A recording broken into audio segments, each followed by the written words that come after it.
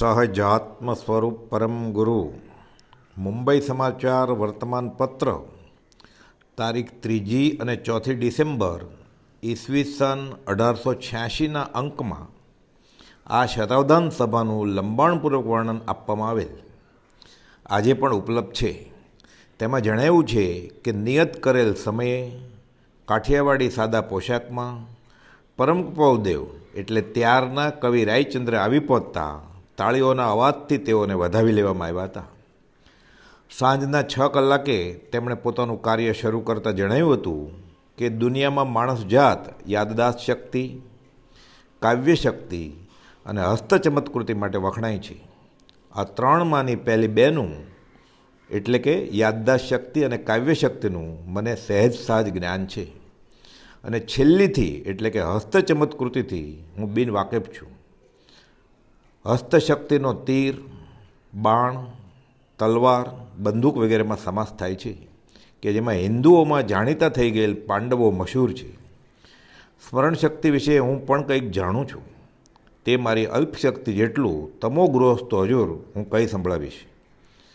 અવધાન પ્રયોગો પૂરા થતાં અત્રે કવિરાજે જણાવ્યું કે તમો સાહેબે સૂચવેલા અવધાન તથા જોડેલી કવિતાઓ અનુક્રમે સંભળાવી મારું આજનું કાર્ય તમો ગૃહસ્થ હજુર પૂરું થયું છે.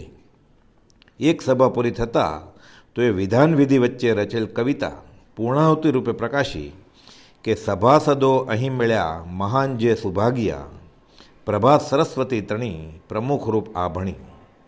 આ પ્રમાણે રસેલું ભાષણ પૂરું થતાં તાળીઓના ગડગડાટ સાથે તેઓને વધાવી લેવામાં આવ્યા હતા. સમાજની વિવિધ ક્ષેત્રે પ્રતિષ્ઠિત વ્યક્તિઓએ બહુમાન કરી અલગ અલગ મંડળો તરફથી ઇનામો, સન્માનપત્રો અને સુવર્ણચંદ્રકો એનાયત કરાયા અને ત્યારબાદ મેળાવડો વિસર્જન થયો હતો. કવિએ પોતાની અદ્ભુત શક્તિ બતાવી સર્વ કોઈને આનંદ આશ્ચર્ય પમાડ્યા હતા. એ સમયે આખું મુંબઈ તેઓની શક્તિઓ પ્રત્યે આફરીન પોકારી ગયું હતું. મુંબઈ ગાંડું થયું હતું. Justice Telang, Charles sergeant, doctor Pietersen સાહેબ, મોટા ઉદ્યોગપતિઓ, સંસ્કૃતના પંડિતો, શ્રીમંત અને ધીમંત વ્યક્તિઓ આ મેળાવડામાં આ અલૌકિક અવધાન પ્રયોગો જોઈ તાજ્જુબી પામતા. શતાવધાનના પ્રયોગો સંબંધી ઇન્ડિયન સ્પેક્ટેટરના તારીખ 28મી નવેમ્બર ઈસવીસન 1886ના અંકમાં પણ લખાયું કે તેઓ માત્ર ગુજરાતી ભાષા જાણે છે, છતાં તેઓ પોતાની અદ્ભુત શક્તિઓનો જુદી જુદી 16 ભાષાઓ પર એકી સાથે ઉપયોગ કરી શકે છે. જામે જમશેદ નામના પત્રમાં તારીખ 3 ડિસેમ્બર 1886ના અંકમાં અવધાન પ્રયોગોનું વર્ણન આપતા લખે છે કે ભોગ જોગે જુદી જુદી ભાષા બોલનારામાંનું કોઈ કંઈ ભૂલ ખાઈ જતું તો તરત જ તેણે ભૂલ કરી છે એવું આ કવિ કહી આપતા. પૂછનાર તો પોતે લખેલ કાગળ વાંચીને બોલે અને આ કવિરાજ તો સ્ટેજ ઉપર ફક્ત દ્રષ્ટા જ્ઞાતા તરીકે હોય તો પણ આ હેરત પમાડે એવી ઘટના ઘટતી. વળી આ જ પત્રના તારીખ 24મી જાન્યુઆરી ઈસવીસન 1887ના અંકમાં ઉલ્લેખ છે કે આગલા દિવસે એક મેજબાનીમાં કેટલીક વાનગીઓમાં મીઠું વધતું ઓછું હતું તે આ કવિશ્રીએ ચાખ્યા કે હાથ લગાડ્યા વિના માત્ર જોઈને કહી આપ્યું હતું. ટાઈમ્સ ઓફ ઇન્ડિયાના તારીખ 24 જાન્યુઆરી ઈસવીસન 1887ના અંકમાં પણ અદ્ભુત સ્મરણશક્તિ તથા માનસિક શક્તિઓનું પ્રદર્શન એ મથાળા હેઠળ 19 વર્ષના એક હિન્દુ યુવાનની અદ્ભુત સ્મરણ અને માનસિક શક્તિઓ તેમજ અલૌકિક સ્પર્શેન્દ્રિયનો વિસ્તૃત અહેવાલ રજૂ કરાયો હતો. ગુજરાતી નામના વર્તમાન પત્રમાં પણ આ શતાવધાનના અચરજભર્યા પ્રયોગો વિશે પ્રસિદ્ધિ અપાઈ હતી.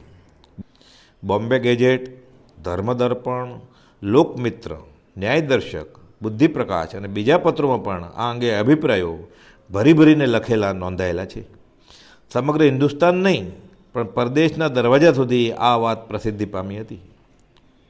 આ અગાઉ તેમણે જાહેરમાં અવધાન પ્રયોગો મોરબી, બોટાદ, જામનગર, લીંબડી, વઢવાણ વગેરે સ્થળે કર્યા હતા અને અંગત મેળાવડામાં મોરબી, રાજકોટ, મુંબઈ વગેરે અનેક સ્થળોએ આ ચમત્કૃતિ પ્રકાશ પામી હતી. ડૉક્ટર પીટરસન સાહેબની અધ્યક્ષતામાં ફરામજી કાવસજી ઇન્સ્ટિટ્યૂટમાં મુંબઈ ખાતે યોજાયેલ સભામાં સાક્ષાત સરસ્વતીનું બિરુદ આપવામાં આવેલ. જોકે આ અગાઉ 4 વર્ષે જામનગરમાં મહાવિદ્વાનોની સભામાં અવધાન પ્રયોગ બતાવ્યા ત્યારે તેઓને હિન્દના હીરાના બિરુદથી નવાજવામાં આવ્યા હતા. પંડિત લાલન ઉંમરમાં પરમ કુલદેવ કરતાં 15 વર્ષે મોટા હતા અને મુંબઈ ક્ષેત્રે પરમ કુલદેવના નિકટના પરિચયમાં આવેલ હતા. અગાધ ક્ષેત્રે શ્રીમદ રાજચંદ્ર અર્ધશતાબ્દી ઉત્સવ પ્રસંગે તારીખ 22મી એપ્રિલ ઈસવીસન 1951ના રોજ પરિચય નોંધ આપે છે, જે અક્ષરશ શ્રીમદ રાજચંદ્ર અર્ધશતાબ્દી ગ્રંથમાં ઉપલબ્ધ છે. પંડિત લાલને બહુમાનપૂર્વક ઘણા પ્રસંગોનો આંખે દેખો અહેવાલ રજૂ કર્યો છે. એક અવધાન પ્રયોગ આર્ય સમાજમાં જસ્ટિસ શ્રી તેલંગના પ્રમુખપણા નીચે કર્યો હતો. તે અંગે તેઓના શબ્દોમાં જણાવે છે કે ગુરુદેવની સ્પર્શેન્દ્રિયનો વિકાસ જોઈએ. ગુરુદેવને આંખે પાટા બાંધી તેમને 50 પુસ્તક એક પછી એક આપવામાં આવતા અને તેમનું નામ આપવામાં આવતું.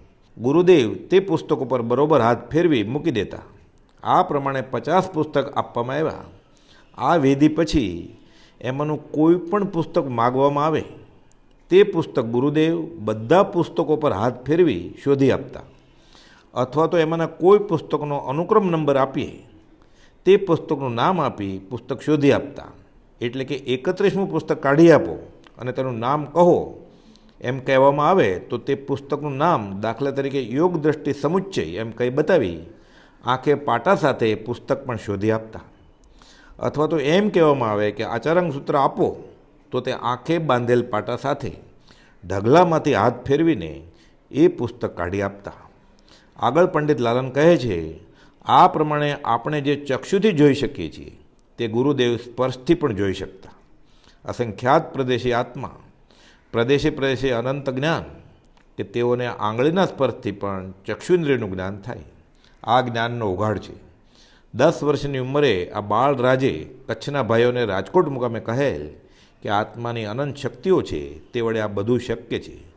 પરમ કુલદેવ માટે આ સહજ જ છે.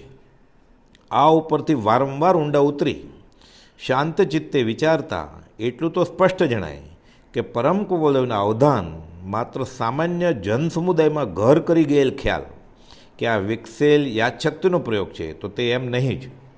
આ પ્રયોગો તીક્ષ્ણ ઉપયોગ, મનની એકાગ્રતા, ઉત્કૃષ્ટ સેવ પશ્ચિમના દ્યોતક તો છે જ, સાથે અતિન્દ્રિય જ્ઞાન, અવધિ જ્ઞાન, જેની અવધિ માત્ર પરમ કુલદેવે સ્વયં જાણી કે ભગવાન જાણે તેવું છે.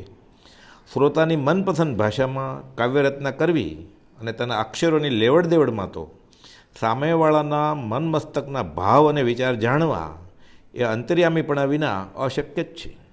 આ બધું એકી સાથે કરવું, તે પણ આપેલ નિયત સમયમાં અને ક્યાંય પણ નોંધ એટલે કે લખાણ વગેરે કર્યા વિના, કે ફરીવાર પ્રશ્ન પણ પૂછવા કરવાનો નહીં, એક ક્ષિતિજ જેમ પાર ન પમાય એવું છે.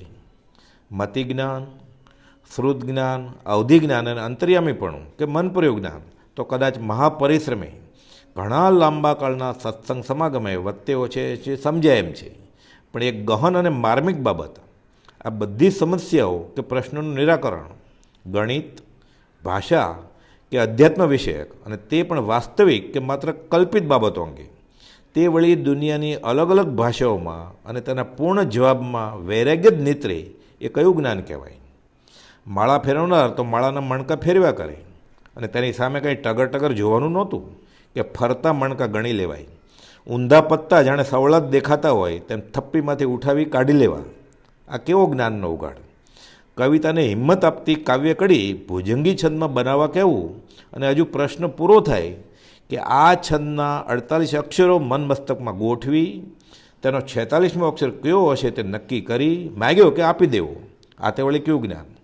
પૂછનારને ક્યાં ખબર છે કે આ અલૌકિક પુરુષ માંગેલ છંદમાં કેવું કાવ્ય બનાવશે? અહીં તો અંતર્યામીપણા કરતાં કંઈક વિશેષ છે. અહીં સામેવાળાના ભાવ જાણવાની ક્યાં વાત છે? એ તો આપણને જ્ઞાન થાય ત્યારે સમજાય, અને કાં તો અત્યારે શ્રદ્ધવું હોય તો શ્રદ્ધાય. સ્પર્શથી આંખનું જ્ઞાન થાય, નાકથી સ્વાદનું જ્ઞાન થાય, મનથી તો સામેવાળાના મનના ભાવો જણાય. અહીં તો આત્માની અનંત શક્તિ અને આત્માની અનંત શક્તિથી બધું જ જણાય. પૂજ્ય મગન બાપા કહેતા, પૂજ્ય સૌભાગભાઈ જેવો આશ્રય અને શરણ ભાવ આવે, પૂજ્ય અંબાલાલભાઈ જેવો સેવાભાવ આવે, પૂજ્ય જેઠાભાઈ જેવો વૈરાગ્ય પ્રગટે, પૂજ્ય પ્રભુસિંહ જેવી ભક્તિ ખીલે, કે પૂજ્ય બ્રહ્મચારી જેવી દાસાનું દાસ દશા પ્રગટે ત્યારે સમજાય. નહીં તો મીઠાની પૂતળી દરિયો માપવા જાય તો ઓગળી જાય. ઉપમા આપ્યાની તમા રાખવી તે વ્યર્થ, દઉં ઉપમા તો અભિમાન મારું, અને અભિમાન ટાળ્યા તણું તત્વ તારું. હે રાજ, શાયર માનતે શાયર સરીખો, તેમ તું પણ તું જેવો. હે રાજ, તું પણ તું જેવો. તેઓ પાસે શું છે તે તેઓને ઓળખ્યા વગર કેમ સમજાય? આ અધધધ એવી ચમત્કૃતિઓને તો તેઓએ 19મી વર્ષે તિલાંજલિ આપી દીધી. નક્કી તેઓ પાસે આનાથી પણ કંઈક કિંમતી વસ્તુ હોવી જોઈએ. જીસ ધન સે બનીને ધની, માને મળીને કાચ, તે ધનની ઝીણી કણી, નમી યાચું તુજ પાસ. હે રાજ, નમી યાચું તુજ પાસ, સહજાત્મ સ્વરૂપ પરમ ગુરુ.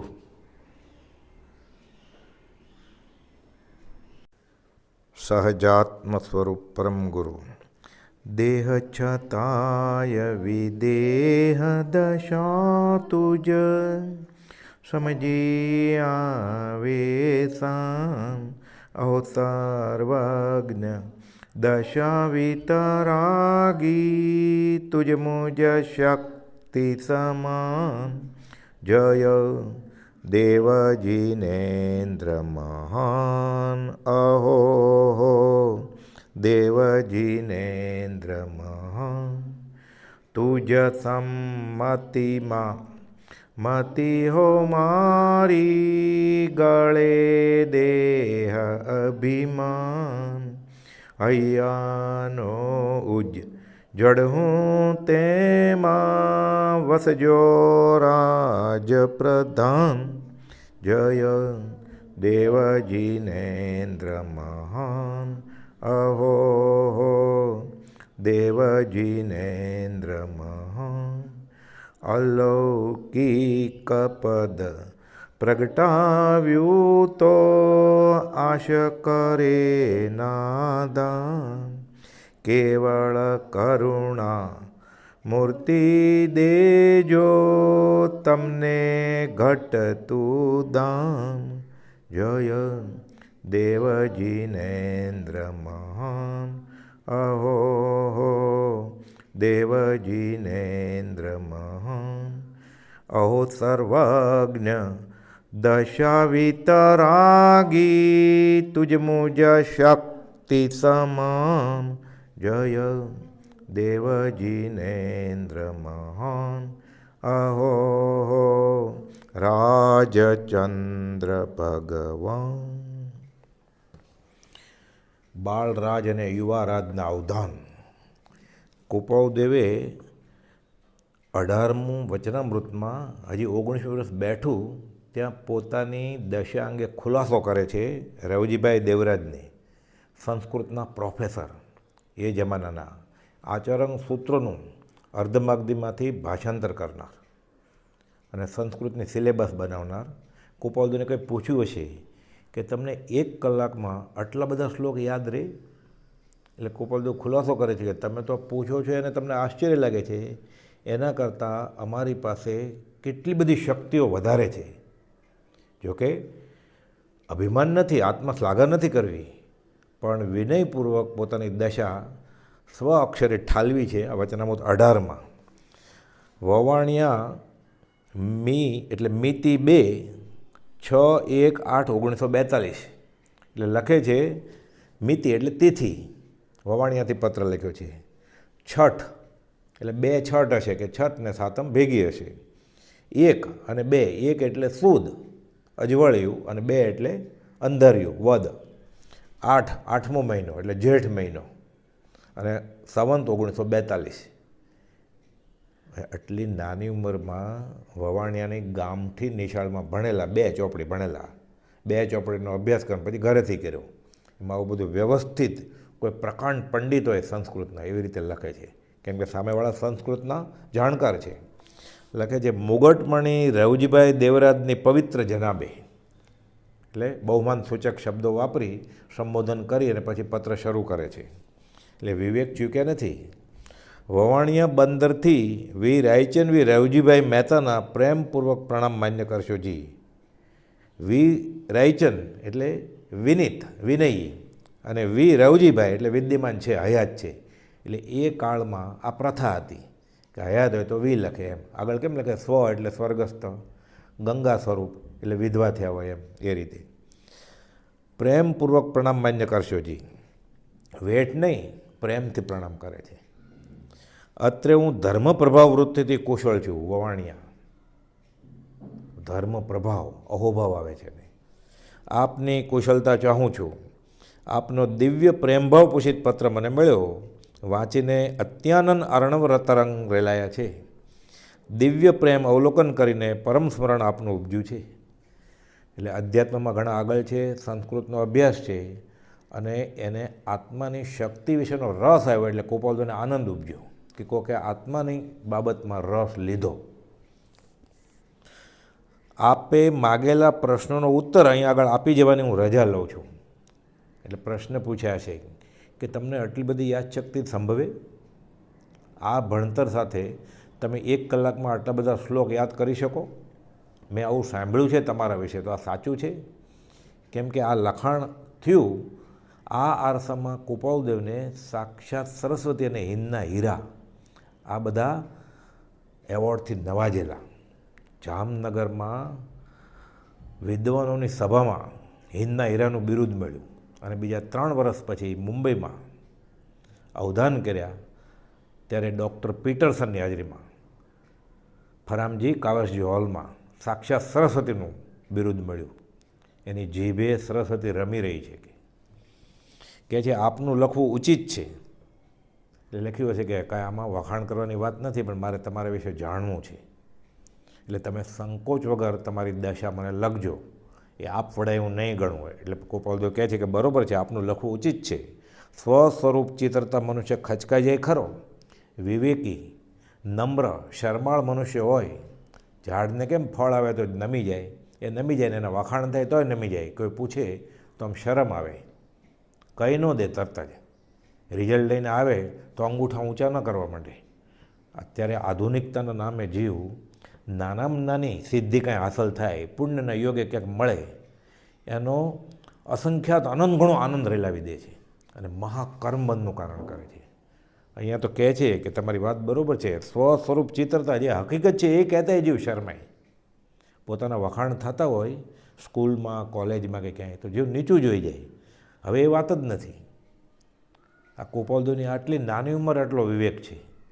આ આર્ય સંસ્કૃતિનો એક સદાચાર હતો, એ બધું હવે સાવ વિસારે પડ્યું છે. સ્વ સ્વરૂપ ચિત્રતા મનુષ્ય ખચકાઈ જાય ખરો, પૂછે છે તોય કહેતા નથી. પછી કેવા વિવેકપૂર્વક કહે છે. એ પણ આ પંડિત છે અને ખરેખર જિજ્ઞાસુ જીવ છે, જાણ્યું છે, સત્સંગી છે એટલે. પરંતુ સ્વ સ્વરૂપમાં જ્યારે આત્મસ્તુતિનો કિંચિત ભાગ બળે ત્યારે, નહીં તો નહીં જ. પોતાના વખાણ કરતા હોય ખોટા તો. આમ મારું મત છે. આત્મસ્તુતિનો સામાન્ય અર્થ પણ આમ થાય છે કે પોતાની જૂઠી આપ વડાય ચિતરવી. એટલે પોતા પાસે જે નથી એ કહેવું, એ લખવું કે હું આમ છું, તો એ આપ વડાય કહેવાય. અન્યથા આત્મસ્તુતિનું ઉપનામ પામે છે પણ ખરું લખાણ તેમ પામતું નથી. હવે આપણને કોઈ પૂછે તમે શું ભણેલા છો, તો આપણે કહીએ કે ભાઈ હું આટલું ભણેલો છું, તો એ અભિમાન નથી. પછી કોઈ એમ કે હું ડબલ ગ્રેજ્યુએટ છું. હવે નોન મેટ્રિક થોડો કે ડબલ ગ્રેજ્યુએટ હોય તો એ અભિમાન નથી. એટલે કહે છે આત્મસ્તુતિનું ખાલી ઉપનામ પામે, જો ન હોય ને કહેતો. નહીં તો એમ જો સાચી વાત લખી છે તો ખાલી આત્મસ્તુતિનું ઉપનામ પામે, પરંતુ ખરું લખાણ તેમ પામતું નથી. અને જ્યારે ખરું સ્વરૂપ આત્મસ્તુતિ ગણાય તો પછી મહાત્માઓ પ્રખ્યાતિમાં આવે જ કેમ? ગોપાલદેવ કોઈને પોતાની યાદશક્તિ વિશે કંઈ કહે જ નહીં. અવધાન શક્તિ વખતે ખબર જ ન પડી હોત આપણને. તો ગોપાલદેવ કોણ છે એની વૈરાગ દશા તો આપણે હજી નથી ઓળખતા. કે ઝવેરી બજારને ગલ્લે એને એ કાળકૂટ વિષ સમજે છે ઝવેરાતને, મોતીને. તેની દશા કેવી હશે અત્યારે ન સમજાય તો આ ખુલાસો ન કર્યો તો વ્યવહારની વાતો કેવી રીતે આપણને ખબર પડે? એટલે ખુલાસો કરે છે કે જો ખરું સ્વરૂપ આત્મસ્તુતિ ગણાતી હોય તો પછી મહાત્માઓ પ્રખ્યાતિમાં આવે જ કેમ? જોકે મહાત્માને પ્રખ્યાતિમાં આવવું જ નથી, પણ પૂર્વભવમાં એવા કર્મો બાંધ્યા છે કે જગતનું પણ હિત કરવું. મને આત્માનું સુખ મળ્યું, મને આત્માનંદ મળ્યો તો હું બીજાને પણ વેચું, કંઈ પોતાનું ઓછું નથી થવાનું. કયો ભાવ છે? સવિજીવ કરું શાસન રસી. આ ભાવ છે. અહીંયા કોઈ આત્મસ્તુતિ કે અભિમાનની, ભગવાન તીર્થંકર બધા બોધ આપે, અભિમાનની વાત નથી કે અમે જાણીએ છીએ એટલે કહી દઈએ, બધાને ટોક ટોક કરીએ, એ વાત નથી. અહીંયા તો અમને સાચો રસ્તો મળ્યો જે અનંતકાલથી નહોતો મળ્યો, હવે મળી ગયો છે. તો તમે એમાં ટીચાવ નહીં. 680માં લખ્યું, હે દુષ્મકાળના દુર્ભાગ્ય જીવો, તમારે સુખ તો જોઈએ જ છે, પણ અમને ખબર છે સુખ ક્યાં છે, તમને ખબર નથી. અમને ખબર છે કલ્યાણ કોને કહેવાય, તમને ખબર નથી. અને કલ્યાણ મેળવવા માટેની તમે પ્રવૃત્તિ કરો છો અને અકલ્યાણને પામો છો. એટલે કહેવું છે, માત્ર કહેવું પરમાર્થ હેતુથી. એટલે કર્મ ઉદય જીનરાજનો ભવિજન સહાયક થાય. એટલે આવો ઉદય હોય વ્યવહારનો, કુપોલને ધંધાનો, એટલે હજી ગૃહસ્થ વ્યવહારનો, એટલે આપણે ફાયદો થયો. જો કુપોલ 8, 9, 10 વર્ષે દેવા માટે હા પડી હોત ને સંન્યાસી થઈ ગયા હોત તો એવા તો અનંત સત્પુરુષો થઈ ગયા ઇતિહાસમાં. આપણને શું ખબર પડે? આપણને કોઈ પૂછે 2 લાખ વર્ષ પહેલાં કેટલા સમકીતી થઈ ગયા, તો આપણને શું ખબર હોય? 24 તીર્થંકરના નામ પણ પૂછે તો ઘણાને ના ખબર હોય. અત્યારે મહાવિદ્ય ક્ષેત્રે વિહારમાં 20 તીર્થંકરના નામ પૂછે તો સિમંદર સ્વામી ખબર હોય, પછી બીજું ત્રીજું ન ખબર હોય ઘણીવાર. અને કદાચ એ ગોખી પણ નાખ્યા હોય તો એની દશાની તો વાત જ અલગ છે. અહો સર્વજ્ઞ દશા વિતરાગી, એ તો મપાય જ કેમ? એટલે કહે છે ખરું સ્વરૂપ આત્મસ્તુતિ ગણાય તો પછી મહાત્માઓ પ્રખ્યાતિમાં આવે જ કેમ? માટે સત્ય સ્વરૂપની સત્યતા કિંચિત આપની માગણી ઉપરથી જણાવતા અહીં આગળ મેં આંચકો ખાધો નથી. પૂછેલું એટલે હું જવાબ આપું છું કે મારી શક્તિ કેટલી છે અને મેં શું કરી બતાવ્યું છે એ તારીખવાર સ્થળ સાથે હું કહું છું તમને, કે જેના સાક્ષી 2000ની સભા ભરાયેલી બોટાદમાં, એ કહું છું તમને. અને તે પ્રમાણે કરતાં ન્યાયપૂર્વક હું દોષિત પણ થયેલો નથી. એટલે ન્યાયની વાત કરે છે, કેમ કે આ સંસ્કૃતના પંડિત છે, અભ્યાસી છે. હવે વાત કરે છે અવધાન અંગે કે પંડિત લાલાજી, એટલે આમ એનું નામ હતું ગટુલાલજી મહારાજ, પણ લાલાજી તરીકે ઓળખાતા, મુંબઈના.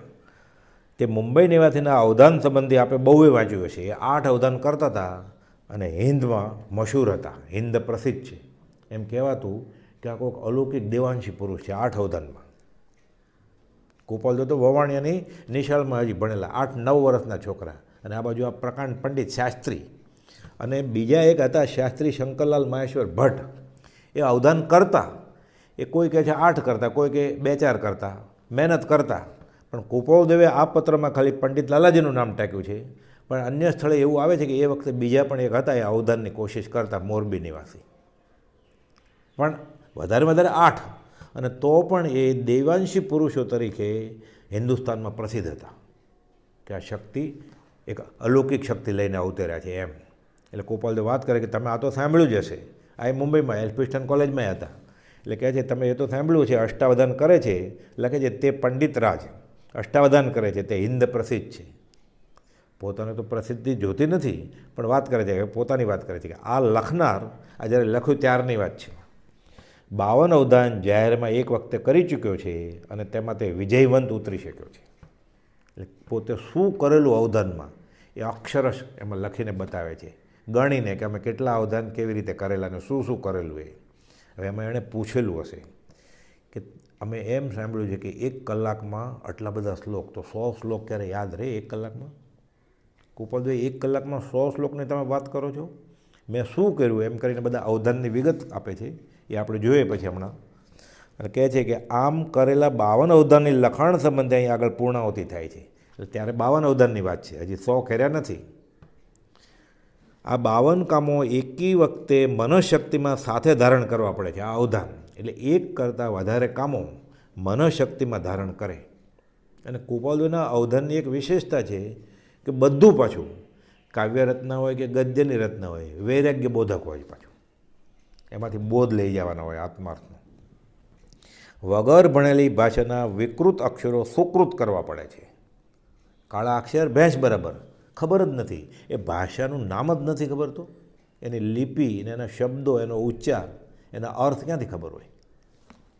અત્યારે આપણને પૂછે દુનિયાની ભાષાનું નામ આપો તો આપણે 5-10 આપીએ, બીજું શું? એ 16 ભાષામાં પૂછે બધા. જે વવાણીયામાં એ ભાષાનું નામ જ ન સાંભળ્યું હોય આ ભવે. વગર ભણેલી ભાષાના વિકૃત અક્ષરો સુકૃત કરવા પડે છે. ટૂંકામાં આપને કહી દઉં છું કે આ સગળું યાદ જ રહી જાય છે.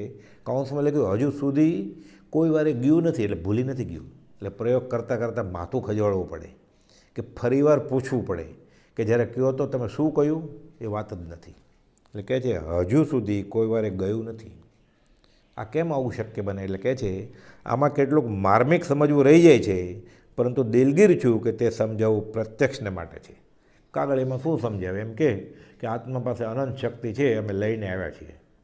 તો કે ઠીક, જવાબ પતાવી દીધો. એમ જ લાગે ને કે રૂબરૂમાં મળો, ક્યાંક વાત કરો, તમે જુઓ તો તમને ખબર પડે, અનુભવ થાય. તો ગોળ વિશે નિબંધ લખે, પણ જ્યાં સુધી ગોળ ખાય નહીં ત્યાં સુધી ખબર કેમ પડે? સફેદ હોય, કાળો હોય, ભૂરો હોય, પીળો હોય, એ બહુ ભાવે, કેમ ખબર પડે? સો ગુંગા ગુડ ખાય કે કહે કોણ મુખ સ્વાદ, કબીર કહે છે. મૂંગો ગોળ તો ખાય, પણ કે કેવી રીતે? કે તમે રૂબરૂ થાવ પ્રત્યક્ષ, તો હું તમને જરા બતાવું. આ માર્મિક વાત છે બધી. એટલે અહીં આગળ ચિતરવું વૃથા છે. એટલે હું આત્માની બધી અગમ્ય વાત તમને કરીશ, આત્માની શક્તિની, કે અસંખ્યાત પ્રદેશી આત્મા, અનંત જ્ઞાનનો ધણી, પ્રદેશે પ્રદેશે બધું જ્ઞાન થાય ને, અવધિ જ્ઞાન ને મન પ્રયોગ જ્ઞાન ને એ બધું. એ તમને અહીંયા ચિતરવું વૃથા છે. કે આપ નિશ્ચય કરો કે આ 1 કલાકનું કેટલું કૌશલ્ય છે. એણે તો ખાલી એમ પૂછેલું કે 1 કલાકમાં 100 શ્લોક યાદ રહી શકે?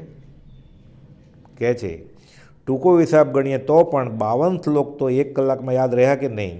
16 નવા, 8 સમસ્યા. આ 52 અવધાનની વાત કરે છે. 16 જુદી જુદી ભાષાના અનુક્રમ વિહીનના અને 12 બીજા કામ મળી એક વિદ્વાને ગણતી કરતાં માન્યું હતું કે 500 શ્લોકનું સ્મરણ 1 કલાકમાં રહી શકે છે. આ તો 52 અવધાનની વાત છે. પછી 52ને બદલે 53 અવધાન કરે એટલે 1 નાખવું પડે એમાં. તો કાંઈ એ 500 શ્લોકને બદલે 501 ન થાય, પછી 1000 થઈ જાય. કેમ કે એક વસ્તુ એમાં ઘૂસાવવી પડે. એટલે આપણે સામાન્ય રીતે પૈસા ગણતા હોઈએ, ત્યારે કોઈનો ફોન આવે, અથવા કોઈ સાથે કંઈ વાત કરવાની હોય, અથવા બીજું ક્યાંક કામ કરવાનું હોય, કે કોઈ જમવા બોલાવે, તો કેવું થાય? 2 કામ સાથે થાય. એટલે કહે છે કે આ તો 500 શ્લોકનું સ્મરણ 1 કલાકમાં રહી શકે એવું વિદ્વાને ગણતરી કરી હતી. આ વાત હવે અહીં આગળ એટલેથી જ પતાવી દઉં છું. કે એટલે પ્રશ્ન 1 કલાકમાં 100 શ્લોક સ્મરણભૂત રહી શકે? આપનો પ્રશ્ન આવો છે. એટલે કહે છે તેનો માર્મિક ખુલાસો ઉપરના વિષય કરશે. પછી લખે છે અમને સરસ્વતીનો અવતાર અને હિન્દના હીરાના બિરુદે મળી ચૂક્યા છે. સ્મરણ શક્તિ આશ્ચર્યકારક છે. લખે છે ને આભ્યંતર પરિણામ અવલોકન હાથનોંધ પહેલીમાં, 4થી નોંધમાં સહજમાં કે કાળનો ક્ષય પશ્ચિમી પુરુષ છે.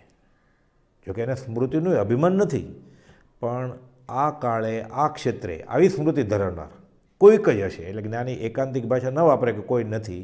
એટલે એવી રીતે વિનયપૂર્વક કહે છે કે લઈને જ આવ્યા છે અને ક્યારે ભૂલાતું નથી. એક આશ્ચર્ય છે. પછી તો 917માં પત્રમાં લખ્યું એમ, 1 શ્લોક વાંચતા હજારો શાસ્ત્રનું ભાન થઈ ઉપયોગ ફરી વળે. એટલે આપણે પુણ્ય વિશે 1 શ્લોક બોલીએ, કે પુનર્જન્મ વિશે 1 શ્લોક બોલીએ, કે મોક્ષ વિશે 1 શ્લોક બોલીએ, તો એ પુણ્ય, પાપ કે પુનર્જન્મ કે મોક્ષના હજારો શાસ્ત્રોમાં શું લખ્યું છે એ વિશે એ કોપલને યાદ રહી જાય. ખાલી 1 શ્લોક વાંચતા. આત્મસિદ્ધિના 142 શ્લોક રચ્યા, ગાથાઓ રચી, તો એને ત્યારે કેટલા શાસ્ત્રોમાં ઉપયોગ ફરી વળ્યો હશે? એટલે આપણે સામાન્ય હિસાબ માંડીએ કે હજારો શાસ્ત્રોમાં ઉપયોગ ફરી વળે. એટલે હજારો એટલે 1001, 1002 કે 1003 ગણીએ કે ના, હજારો લખ્યું છે. તો લાખ ગણાય? લાખ નહીં, ચાલો વચમાં રાખીએ 50,000. તો 1 શ્લોક વાંચતા અડધો લાખ શાસ્ત્રોમાં ઉપયોગ ફરી વળે. તો 142 ગુણ્યા અડધો લાખ એટલે 71 લાખ શાસ્ત્રોમાં ઉપયોગ ફરી વળે. પછી આ 14 પૂર્વના સારરૂપ આખો ગણધરવાદ, આત્મપ્રવાદ, 7મું આત્મપ્રવાદ 26 કરોડ શ્લોક પ્રમાણ છે. એ 1.5 કલાકમાં ઠાલ્યું 142 ગાથામાં. પછી પાછું શું લખે? સમજાવ્યો સંક્ષેપમાં, સકળમાં દીર્ઘગ્રંથ. પણ સંક્ષેપ જ નહીં, એને તો બધું હૈયે છે. હોઠે આવે સામે કોઈક પાત્ર હોય તો, પણ ઝીલનારો જોઈએ ને. એટલે કે સંક્ષેપમાં આટલું છે. આ શક્તિના ધારક. આ તો બાળરાજને યુવારાજની વાત થઈ. પછી તો સમયે સમયે અનંત ગુણ વિશિષ્ટ આત્મભાવ વધે છે. એટલે એક સમયે જે ભાવ હોય આત્મગુણનો, એના બીજા સમયે એના કરતાં અનંત ગણો. હજી આપણે ગણીએ ત્રીજા સમયે અનંત અનંત અનંત નંતા નંતા ગણતા જાય તો એ પહોંચ્યા જ કેમ? અનંત, એની વ્યાખ્યા જ અનંત છે. એટલે ઉપમા આપ્યાની તમા રાખવી તે વ્યર્થ, આપવાથી નિજમતી મપાય મેં માની છે. પણ કુપોલજોની આ દશા વાંચીએ, વિચારીને સમજીએ કે આ અવધાનમાં એણે શું કર્યું છે, તો આપણને ખબર પડે કે એણે જે પરમાર્થ બોધ આપણને આપ્યો છે નિષ્કારણ કરુણાથી, એનો અંશે આત્મસાત થાય તો કુપાલદેવના શબ્દમાં હું ધન્ય ધન્ય સમજીશ કે તીર્થંકરનો માર્ગ ફેલાણો આ કાળે. આ તો પડતો કાળ છે, એમાં આપણા કેટલા પુણ્ય હશે, ઢગલા પુણ્યના. બહુ પુણ્ય કર્યા પુણ્યથી મનુષ્ય દેહ મળ્યો હોય તો ઠીક, કુપાલદેવ મળ્યા. આ છેરું છે આ કાળનું. એ તો આપણી કઈ પાત્રતા કે આ મળે આપણને. હવે આ અવધાનમાં એમણે શું કર્યું છે એ આપણે શરૂઆતથી જ જોઈએ. એટલે લોકોને એવા ખ્યાલ છે કે કુપાલદેવે 17-18 વર્ષે અવધાન શરૂ કર્યા કે 15મે વર્ષે અવધાન શરૂ કર્યા. પણ ક્યારથી અવધાન શરૂ કર્યા? પ્રભુ પૂર્વ કમાણી બહુ લાવ્યા, બધું લઈને જ આવેલા. એટલે કેવી રીતે લઈને આવેલા અને ક્યારથી શરૂ થયું એ આપણે સમજવાની કોશિશ કરીએ, તારીખ, વાર, સ્થળ અને વ્યક્તિઓના નામ સાથે. પરમ કુપાલદેવના અવધાન પ્રયોગ એ આત્માની અનંત શક્તિઓ સૂચવે છે અને પૂર્વની સંધિ વિના અને આત્માની નિર્મળતા વિના તે અસંભવિત છે. આપણે ખાલી અવધાનના બધા પ્રશ્નો પણ શાંત ચિત્તે વિચારીએ એટલે આપણને ખબર પડે કે આ પૂર્વની સંધિ વગર શક્ય જ ન હોય. એટલે એવું તો લાગે છે કે આ કોઈ દેવી શક્તિ છે આ, કે જે સામાન્ય રીતે દુનિયામાં જોવા મળે નહીં, દેશ દુનિયામાં ફરીએ તોય. અને એક પાછી વિશેષતા છે આર્ય સંસ્કૃતિની કે આ અવધાન કરનારા આર્ય સંસ્કૃતિની બહાર અનાર્ય પ્રદેશમાં, એટલે કોઈ પરદેશમાં, કોઈ સ્વિટ્ઝરલેન્ડમાં કે દુબઈમાં અવધાન કરે એવી વાત જ નથી. એટલે આર્ય સંસ્કૃતિ જ્યાં પાપ પુણ્યને માનવામાં આવે છે, જ્યાં સ્વર્ગ નરકને માનવામાં આવે છે, કરેલા કર્મો ભોગવવા પડે એ માનવામાં આવે છે, આત્માનું અસ્તિત્વ, આત્મા છે, આત્મા હતો અને આત્મા હશે, આ જે માન્યતા છે એવા ખ્યાલમાં એ આર્ય પ્રદેશમાં, આર્ય સંસ્કૃતિમાં આ બધા ખ્યાલ છે. જૈન કે જૈનેતરમાં, વેદાંતમાં છે, બૌદ્ધમાં છે, સાંખ્યમાં છે, યોગ છે. ભલે સિદ્ધાંતના બાંધામાં ફેરફાર છે, એ તો જ્ઞાની નક્કી કરે સાચું શું ને ખોટું શું, એ કુપાલદેવ નક્કી કરે. ત્યાં એ આર્ય સંસ્કૃતિમાં અવધાનની શક્તિવાળાઓ એવા વિરલા મળે છે, બહાર ક્યાંય મળ્યા નથી. એ પણ એક આશ્ચર્ય છે. સામાન્ય રીતે કહેવાય છે કે પરમ કુપાલદેવે મોરબીમાં 14-15 વર્ષે અવધાન શરૂ કર્યા, પણ ના, એમ નથી. આપણે જોઈએ પરંતુ 10 વર્ષની ઉંમરે રાજકોટમાં શ્રી ધારસીભાઈને ઘેર કચ્છના 2 ભાઈઓને આ બાળરાજ વગર કહીએ સામા તેડવા ગયેલ ત્યારની વાત છે. આખો આ ઐતિહાસિક પ્રસંગ બની ગયો છે અને એના સાક્ષી એ જમાનાના બ્રિટિશર સમયના મેજિસ્ટ્રેટ ધારસીભાઈ. એ તો કહેતી હોય તો આપણને શંકા આવે કે ખરેખર આવું હશે? આ તો આંખો દેખાય અહેવાલ, આટલા ભણેલા પાછા, અને જે શાસ્ત્રોને એટલા અભ્યાસી એટલે ગમે તેમ તહત્તી પણ ના કરી દે, હા ના કરે. આપણે ઘણી વાર ડર ના માર્યા કે સમજણમાં ન ઉતરે એટલે હા હા કરતા હોય. આ કચ્છના બંને ભાઈઓ પહેલાં વવાણિયા ગયેલા. એટલે એ લોકોએ સાંભળેલું કે એક સાવ નાનો છોકરો 8-9 વર્ષનો, કવિત્વ શક્તિ, આજન્મ શક્તિ છે, એને જ્યોતિષની શક્તિ છે, યાદશક્તિ ઘણી છે અને અવધાન કરે છે. હવે આવા પુરુષને આ ઉંમરથી આપણે એવી ટ્રેનિંગ આપીએ, કાશી જઈને સંસ્કૃત વગેરે શીખે, બધા પ્રાકૃત શીખે, ધર્મના બધા શાસ્ત્રો ભણે તો જગતનો ઉદ્ધાર થાય. એટલે ધર્મ પ્રભાવના ખ્યાલ સાથે અને પોતાને પુણ્ય ઉદય પૈસા ટકા એ સુખી હશે. એટલે કે આપણે જાય અને એના કુટુંબનું એનું ભરણ પોષણની બધી આપણે ગોઠવણ કરીએ, કાશીમાં રહેવાની વ્યવસ્થા કરીએ. એટલી નાની ઉંમરે એકલા તો જઈ ન શકે, કુટુંબીઓને મોકલશું, આપણે બધું કરશું, એટલે પૈસા ખર્ચવા તૈયાર છે. આ ભાવ સાથે એ લોકો એ જમાનામાં ઊંટ ઉપર આવે છે. એટલે વવાણિયા જાય છે. વવાણિયા ખબર પડી કે અહીંયા નથી, મોરબી પધાર્યા. કુપાલદેવના સ્નેહી સંબંધી ફૈજી વગેરે મોરબી રહે, એટલે કે મોરબી જાય. તો મોરબી ખબર પડી તો કે ના, અહીંયાથી તો રાજકોટ ગયા છે. તો કે રાજકોટ ક્યાં ગયા છે? તો કે ધારસીભાઈ કરીને મોરબીના મેજિસ્ટ્રેટ છે, એટલે ત્યાં એ રાજકોટ એને લઈ ગયા છે, એને ઘરે જાય. કે ધારસીભાઈ તો પ્રખ્યાત વ્યક્તિ, એટલે વવાણિયાથી આવે છે મોરબી, ને મોરબીથી રાજકોટ આવે છે. આ બંને ભાઈઓ પહેલાં વવાણિયા ગયેલ, ત્યાં પરમ કુપાલદેવનો ભેટો ન થતાં ત્યાંથી મોરબી આવ્યા અને ત્યાંથી રાજકોટ નીકળી ગયા છે એમ ખબર મળતા રાજકોટ આવ્યા. તેઓએ કોઈને તેઓના આગમન વિશે આગળથી જણાવ્યું જ નહોતું. કંઈ ટપાલ નહોતી લખી, તાર નહોતો કર્યો, મેસેજ નહોતો મોકલ્યો. આ બાળરાજ બધી વ્યવસ્થા તો કરે જ છે. ધારસીભાઈને કહે છે 2 મહેમાન આવવાના છે, અહીંયા ઉતારો આપશે, તમારા ઘરે વ્યવસ્થા થશે. બધી પરમિશન લઈ લીધી અને પછી સામા જઈને લેવા જાય છે ને દોસ્તી આવે છે એટલે કહે છે, આવો હેમરાજભાઈ, આવો માલસીભાઈ. આ ભાઈ વિચારે છે આ જ હોવો જોઈએ આ છોકરો, આપણે જેને મળવા આવ્યા છીએ. તમે અમારા આગમન વિશે કેમ જાણ્યું? પ્રશ્ન કરે છે. અમારા નામ વગેરે કેમ જાણ્યું? એને કે નામ એને ક્યાં ખબર જ હતી કે હેમરાજભાઈ નામના ભાઈ કે માલસીભાઈ નામના કે ફલાણા ભાઈ કચ્છથી આવવાના છે. ક્યાં કહીને આવવાના હતા? ક્યાં રાવજી બાપાને પત્ર લખેલો? નાનો એવો ટૂંકો જવાબ આપે છે ગોપાલદેવ માર્મિક. આત્માની અનંત શક્તિઓ છે તે વડે આ બધું શક્ય છે. એટલે અમને આત્મિક જ્ઞાનથી ખબર છે કે તમે અમને મળવા આવી રહ્યા છો. હવે આવીને શું સલાહ આપવાના હતા કે શું વ્યવસ્થા કરે? આ તો જગતની વ્યવસ્થા, આધ્યાત્મની વ્યવસ્થા કરવા માટે આવ્યા છે અહીંયા, કે પાંચમા આરાના જીવોને ઊંડા વર્ષપણી કાળમાં વિતરાગનો માર્ગ કહેશે કોણ?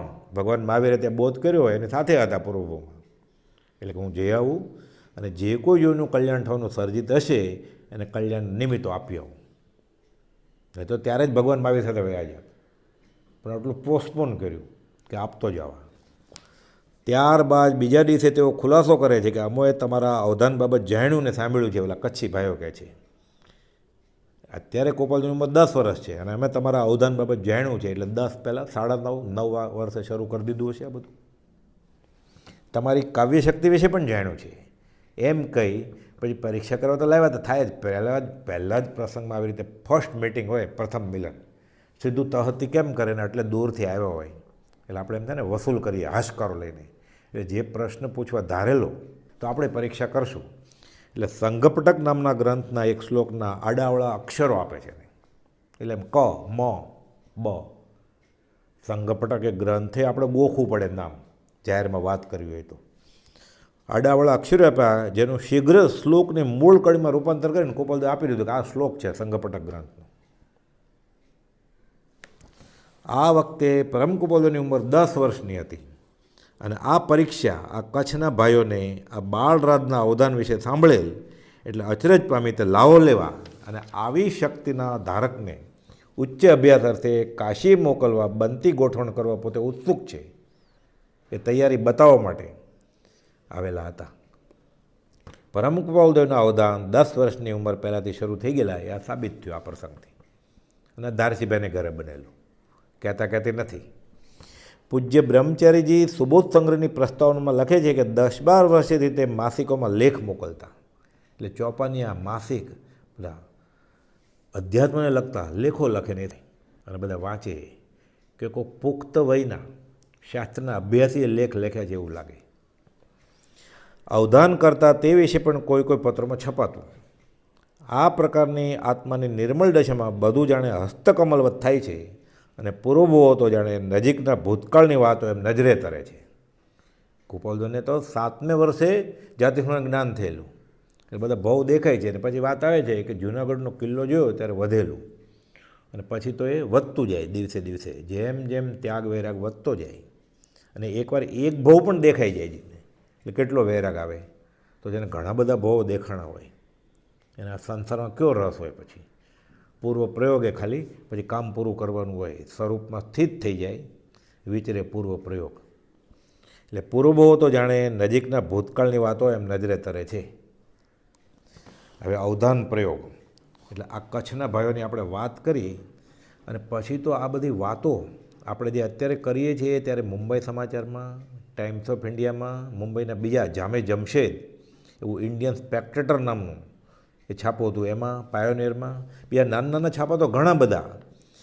ગુજરાતી મેગેઝિન એટલે છાપાનું નામ જ હતું ગુજરાતી, પછી બોમ્બે ગેજેટ, ધર્મદર્પણ, લોકમિત્ર, ન્યાયદર્શક, બુદ્ધિપ્રકાશ, આવા બધામાં કે આ સાક્ષાત સરસ્વતી છે, આ હિંદના હીરા છે, આ કોઈક દેવાંશી પુરુષ છે, આ બધી અવધાનની વિગતો બધી છપાય. પછી તો બોટાદમાં, મોરબીમાં, જામનગરમાં, વઢવાણમાં, પછી મુંબઈમાં તો એવું જાહેરમાં થયું પછી તો દેશ વિદેશમાં કીર્તિ ગાજી. અને મુંબઈના અવધાન વખતે તો બધા ભણેલા ગણેલા, એમાં ખાસ હાઈકોર્ટના જજ ને બધા, ડૉક્ટર પીટરસન, પછી તેલંગ જજ, હાઈકોર્ટના જજ, ચાર્લ્સ સાર્જન્ટ, બધા ઉદ્યોગપતિ હોય, સંસ્કૃતના પંડિત હોય, ગજાનન કલિકર, ગજાનન બોરકર, એ બધા જે ગોપાલદેવની કુંડળી બનાવી હતી આવા બધા પંડિત હોય.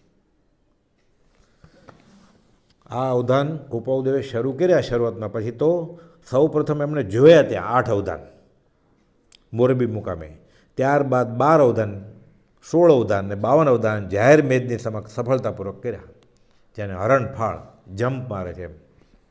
પછી તો એકી સાથે પરભારા 100 અવધાન, શતાવધાન મુંબઈમાં જાહેરમાં કરી બતાવ્યા.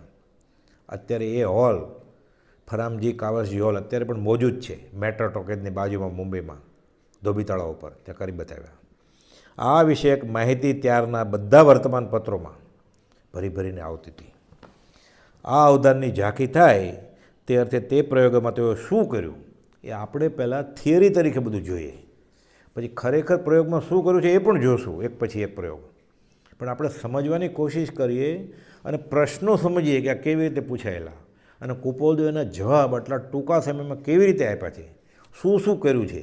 એમાં કુપોલદેવ પોતે જ 18મા પત્રમાં લખ્યું છે 52 અવધાન વિશે તો, કે મેં આવી રીતે ચોપાટ, ગંજીફો, ચેસ, કાવ્યરત્ના, પૂછેલા પ્રશ્નના જવાબ, સરવાળા, બાદબાકી, ગુણાકાર, ભાગાકાર, એ આપણે સમજવાની કોશિશ કરીએ અને ખાલી પ્રશ્નો સમજીએ તો એ કુપોલદેવ પ્રત્યે ઘણો અહોભાવ આવશે.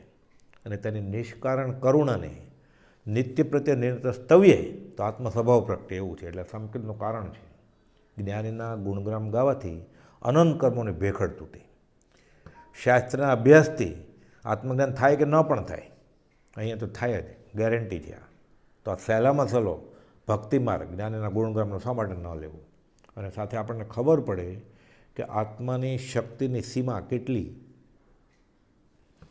ચોપાટ અવધાનના એકી સાથે 100 કાર્યો કરતાં કરતાં તે માહેના એક કાર્ય તરીકે 3 જણ સાથે ચોપાટ રમતા જવું. એટલે ચોપાટ એવી રમત છે 4 જણા રમે, એટલે એક કુપોલદેવ અને બાકીના બીજા 3, એ તો બધા અઠંગ ઉમેદવાર હોય, બધા હોશિયાર હોય, એમાં શોખથી મારી નાખે એવું બધું હોય, તો રમે છે. અને એ એમને રમતા હોય તો જો ઉપયોગ ન હોય તો હારી જવાય, તો બીજા 99 કામ કરવાના. અને કુપોલદેવની ઉંમર કેટલી? 19 ને ઓલા તો બધા અનુભવી ખેલાડી હોય. એકી સાથે 100 કાર્યો કરતાં કરતાં ચોપાટ રમે છે, અને અમુક હદ સુધી રમત આગળ પહોંચતા અધવચ્ચેથી ચોપાટ ઉઠાવી લેવામાં આવે, અને પ્રયોગને અંતે આ બાળરાજે જ્યાં ચોપાટ અટકાવેલ તે મુજબ બધી સોકટી ગોઠવી દીધી.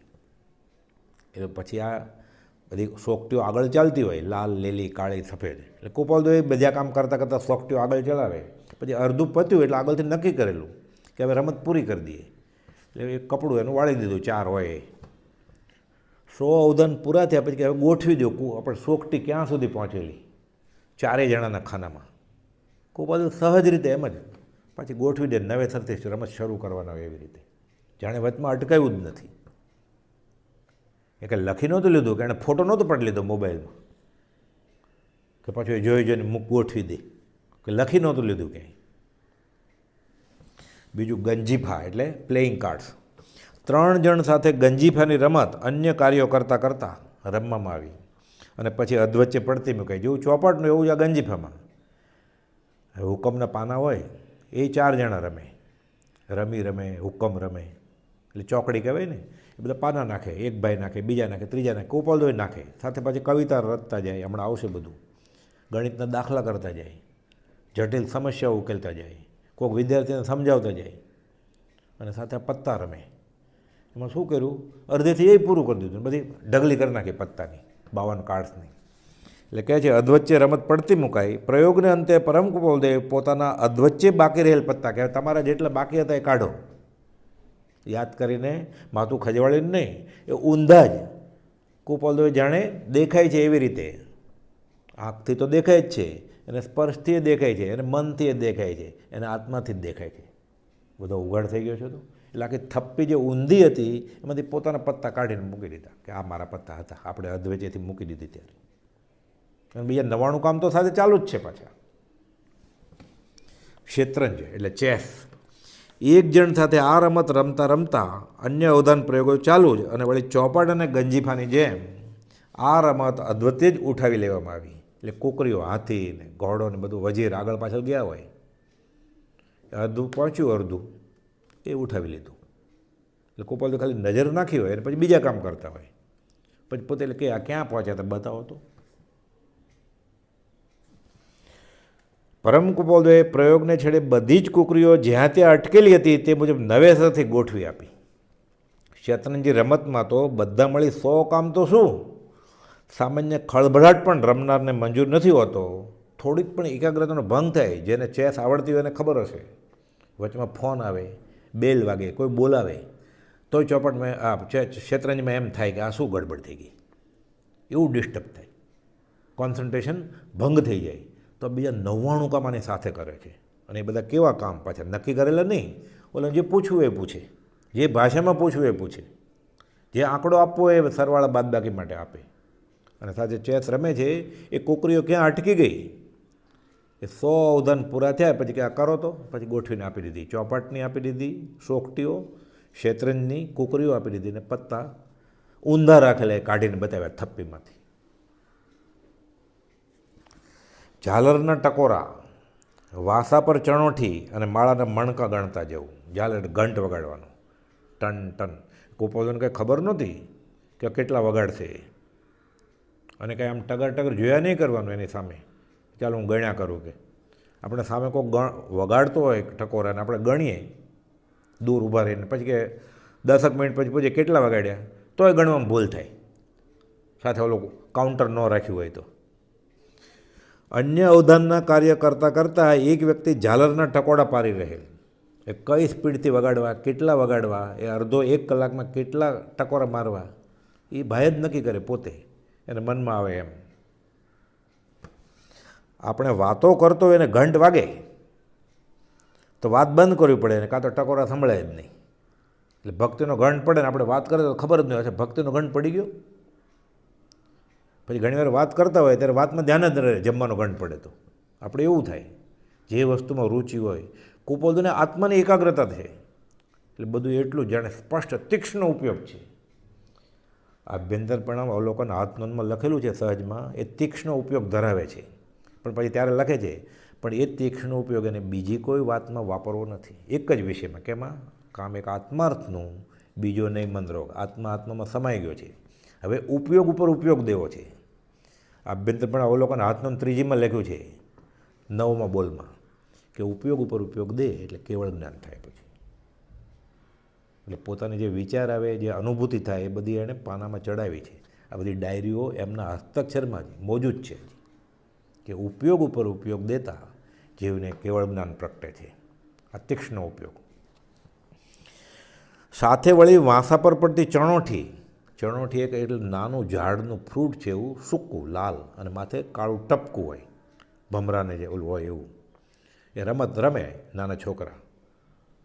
હવે આધુનિકતામાં તો બધી આ રમત બધી નીકળી ગઈ. એ ચણોઠીનું વજન કેટલું હોય, એક ચણોઠીનું માન 1-2 ગ્રામ વજન હોય. એ એના વાંસા ઉપર નાખવાની. અને ક્યારે? એ જમાનામાં જ્યારે ડગલો પહેરે, ડગલે નીચે ખમીસ હોય, ખમીસ નીચે ગંજી ઓરેફ હોય, એ પછી ખાદીના કે સૂતરના કપડાં હોય જાડા, અને સાથે પાછા આ અવધાનના 99 કામ બીજા ચાલુ છે. અને એ ભાઈ પાછા એ ધીરે ધીરે ફેંકતા જાય વાસામાં. એ ઓલા સરવાળા બાદબાકી એમ 5220 ગુણ્યા 3280 આવી વાત ચાલતી હોય ત્યારે ચણોઠી ફેંકે તો ધ્યાન કેમ રહે? આપણે સામે ચાલીને ઓલું આંખથી જોઈએ આપણે, અને દેખાય તોય ન ખબર પડે આપણને કે કેટલી થઈ. એટલે કેટલા ઝાલરના ટકોરા વગાડ્યા, કેટલા માળાના મણકા. એ ભાઈ સામે બેઠા બેઠા માળા ફેરવ્યા કરે, એટલે મણકા એક પછી એક ફેરવે. એણે નક્કી કર્યું એ પ્રમાણે. કુપોલ તો બીજા બધા કામ કરે, અને કંઈ એ માળા ફેરવતો હોય ત્યારે આમ જોયા નથી કરવાનું ટગર ટગર, બીજા કામ તો કરવા જ પડે. કોઈક ડાબે બેઠો હોય પૂછનાર, કોઈક જમણે બેઠો હોય, કોઈક ઉપર બેઠો હોય. શતાવધાન વખતે તો મેદની ઉભરાણી હતી, અને બધા જે વીઆઈપી હોય, મોટા ઉદ્યોગપતિઓ અને આ બધા જજ, એ તો બધા સાથે બેઠા હોય પાછા ટેબલની બાજુમાં, ખુરશી ટેબલ ઉપર. અને બાજુમાં ઓલા ખૂણામાં એ ઓલા માળા ફેરવાવાળાને મૂક્યો હોય, એટલે ત્યાં પછી જોવું પડે એ કેટલા, તો પછી બીજું કામ કરે. પ્રયોગને અંતે કે તમે આટલા મણકા ફેરવ્યા, તમે આટલી ચણોઠી નાખી, તમે ઝાલરના આટલા ટકોરા વગાડ્યા. ખાલી એક જ વસ્તુ કરે તોય અધધ છે, આ 2 કરે તો અધધ છે. આ 100 કામ એટલે આ બુદ્ધિમાં બેસે જ નહીં એવું છે. એ તો આપણને ત્યાગ વૈરાગ પ્રગટે, નિર્વેદ સમ્યક જાગે, ને આપણી પાત્રતા થાય ઝીલવાની. થોડો આપણો આત્મા થોડોક નિર્મળ થાય જ્ઞાનીની દશા ઓળખવા માટે, ત્યારે આ ખબર પડે. સરવાળા, બાદબાકી, ગુણાકાર ને ભાગાકાર અન્ય કામોની સાથોસાથ આપેલ રકમો મનમાં અવધારીને લખ્યા વગર, ફરી પૂછ્યા વગર, છેવટે પ્રયોગને અંતે મનમાં જ ગણતરી કરી તેના ખરાબ જવાબ આપવાના. ફરીવાર પછી પૂછવા નહીં કે તમે શું કીધું હતું, 5220 વત્તા કેટલા કીધા હતા, ભાગ્યા કેટલા કીધા હતા, એમ પૂછવાનું નહીં. લખવાનું એ નહીં, પ્રશ્નય નહીં લખવાનું. એક જગ્યાએ લખવાની છૂટ ખાલી, ક્યાં? મન મસ્તકમાં, બાકી ક્યાંય લખવાનું નહીં. એ કુપાલદેવ મન મસ્તકમાં લખી રાખે, જાણે ઝીલી લે. આપણે કેમ ફોટા પાડી લઈએ, એમ ક્યાં ફોટા મૂકતા હશે, મગજમાં કે હાર્ટમાં કે. છેવટે પ્રયોગને અંતે મનમાં જ ગણતરી કરી તેના ખરા જવાબ આપવાનું, લખ્યા વગર અને ફરી પૂછ્યા વગર. ચક્રવર્તી વ્યાજના દાખલા એટલે રિકરિંગ ઇન્ટરેસ્ટ, વ્યાજનું વ્યાજ સામાન્ય રીતે ગણતા સ્પેશિયલ એરિથમેટિક એટલે અંકગણિત રાખ્યું એને ખબર પડ્યા. 10-12 મિનિટ તો સામાન્ય આ દાખલો ગણતા લાગે, તે વીજળી વેગે ગણી નાખી જવાબ આપવો પાછો. સાથે બીજા 99 કામો પર પૂરો લક્ષ્ય આપવાનો, રડાર જેવા મન મસ્તકમાં તે વળી અવધારતા જવાનું, ક્યાંય પણ લખ્યા વગર, ફરીવાર પૂછ્યા વગર. અન્ય કામો સાથે એક વિદ્યાર્થીને સમજાવવાનો, એટલે કે છોકરો બેસાડી દીધો હોય કે આને સમજાવો જરા, એટલે એને જાણે સ્કૂલમાં ભણાવતા હોય ભણાવવાનું. આમે એ 2 ચોપડી ભણીને ઉઠ્યા, 2 ચોપડી ઘરેથી ભણ્યા, પછી આસિસ્ટન્ટ માસ્ટર તરીકે એની નિમણૂક થયેલી. કચ્છના દરબારનો પત્ર છે, વાઘજી દરબારે એને નિમેલા કે આસિસ્ટન્ટ માસ્ટર તરીકે આ છોકરો લાયક ઉમેદવાર છે, એ ભણાવે. પછી એમાં આ છોકરાને સ્ટેજ ઉપર બીજા 99 કામ કરતાં કરતાં 100મા કામ તરીકે આને ભણાવે છે. હવે એને ભણાવવા જાય ત્યારે ઓલો માળા તો ફેરવતો જ હોય, પાછો ચરણોઠી તો નાખતો જ હોય, ટકોરા મારતો જ હોય ઘંટના. એ ટકોરા ગણવા કે છોકરાને ભણાવવો. અમુક અલંકારોના વિચારો પૂછવા મુજબ રજૂ કરવા. બધા 48 અક્ષરનો ભુજંગી છંદ હોય ને અનુષ્ટુપ છંદ 32 માત્રાનો હોય, કે ઇન્દ્રવજ્જા બોલો, ત્રોટક છંદ કહો, બધા વિચારો રજૂ કરવાના. આંખે પાટા બાંધી પુસ્તકો ઓળખી તેના નામ કહેવા. આ પ્રયોગ તો અવધાનમાં જ થયો છે અને છાપે ચડેલો, પણ પંડિત લાનન કુપાલદેવ કરતાં 15 વર્ષ મોટા ઉંમરમાં, જૈન શાસ્ત્રના અભ્યાસી, સંસ્કૃતના અભ્યાસી, વિચક્ષણ પુરુષ તરીકે 5માં પૂછાય. અને એ વખતે મુંબઈમાં એ પણ હતા. કુપાલદેવના અર્ધશતાબ્દી ઉત્સવ જે અગાસાશ્રમમાં ઉજવવાનો હતો, ત્યારે એને આમંત્રણ આપવામાં આવ્યું. અને એને કુપાલદેવ પર ઘણો અહોભાવ, ગુરુદેવ ગુરુદેવ કરે. કુપાલદેવ સાયન્સ ક્ષેત્રે એકવાર તો એને ભેટેલા છે, એટલે એને બોલાવ્યા અને એનું ઇન્ટરવ્યૂ લીધું. એના જ શબ્દોમાં આપણે જોઈએ આપણે કે શું કહે છે આ આંખે પાટા બાંધીને જે આ પ્રયોગ કર્યો એ. પંડિત લાલન જેઓ પરમ કુપાલદેવ કરતાં 15 વર્ષે મોટા હતા અને મુંબઈ ક્ષેત્રે નિકટના પરિચયમાં આવેલ હતા. અગાસ ક્ષેત્રે શ્રીમદ રાજચંદ્ર અર્ધશતાબ્દી ઉત્સવ હતો. એમાં તારીખ 22મી એપ્રિલ ઈસવીસન 1951ના રોજ પરિચય નોંધ આપેલ જે મહેન્દ્રભાઈ ઝવેરી નામના ભાઈએ નોંધ કરી, અને પંડિત લાલન બધું બોલતા ગયા. એટલે એના જ શબ્દોમાં આપણે જોઈએ કે આંખે પાટા બાંધીને આ પુસ્તકો જે ઓળખ્યા, આ અવધાનનો પ્રયોગ હેરત પ્રમાણે એવો છે, જે અક્ષરશ શ્રીમદ રાજચંદ્ર અર્ધશતાબ્દી ગ્રંથમાં ઉપલબ્ધ છે. એ લખેલો છે, નોંધાયેલો અત્યારે છે. પંડિત લાલને બહુમાનપૂર્વક ઘણા પ્રસંગોનો આંખે દેખો અહેવાલ રજૂ કર્યો છે. એમાં બીજી ઘણી બધી વાત કરી છે. આપણે અત્યારે અવધાનની વાત કરીએ છીએ, એટલે એ વાત કરીએ. એક અવધાન પ્રયોગ આર્ય સમાજમાં જસ્ટિસ તેલંગના પ્રમુખપણા નીચે કર્યો હતો. એટલે થિયોસોફિકલ હોલમાં કરે, આર્ય સમાજમાં કરે, આ ફરામજી કાવસજી હોલમાં કરે, જાહેર મેળાવડો જ્યાં બોલાવે બધા મોટા મોટા માણસો કુપાલદેવ અવધાન બતાવતા હતા. જસ્ટિસ તેલંગના પ્રમુખપણા નીચે કર્યો હતો. તે અંગે તેઓના શબ્દમાં જણાવે છે, આ જસ્ટિસ તેલંગ તો અત્યારે તો માટુંગા ક્ષેત્રે તેલંગ રોડ છે આખું, એટલે આ બધા ભણેલા ગણેલા ધીમન, એટલે કહેતી કે અંધશ્રદ્ધાથી માની લીધું હોય, ડરથી માની લીધું હોય, એમ નહીં. ત્રાજવે તોડ્યું છે લોકોએ પોતાની બુદ્ધિએ, જેટલી બુદ્ધિ ચાલી એટલી. બધા ભણેલા ગણેલા લોકો, સંસ્કૃતના અભ્યાસી, વ્યવહારમાં આગળ, આ જસ્ટિસ બધા જજ, એ બધા પાસે જૈન નહીં કંઈ, જૈન નહીં તો એમ કે ભાઈ જૈન ધર્મી છે એટલે આપણે આપણા ધર્મી ઉપર અહોભાવ આવે, સાધર્મિક છે. અથવા તેલંગ ને કલિકર ને બોરકર ને એ બધા ઘણા તો કટ્ટર વિરોધી જૈન ધર્મના હોય, ઘણા વેદાંતી હોય, ઘણા પારસી, મુસ્લિમ ને આરબ, એને સંબંધ જ નહીં કહેવાય આર્ય સંસ્કૃતિ સાથે. એટલે જસ્ટિસ તેલંગના પ્રમુખપણાની જે કર્યો હતો તે અંગે તેઓના શબ્દોમાં જણાવે છે પંડિત લાલન કે ગુરુદેવની સ્પર્શેન્દ્રનો વિકાસ જોઈએ આપણે. એટલે એણે તો જોયું આંખો દેખાય અહેવાલ. એટલે ત્યાં આગાસ પૂછ્યું એને કે આ પ્રસંગે તમે સભાશોભનથી કંઈ વાત કરો. તો કે મેં તો જોયું છે, હું એના સ્પર્શેન્દ્રની વાત કરું કે એટલે કેટલી શક્તિ હતી એની.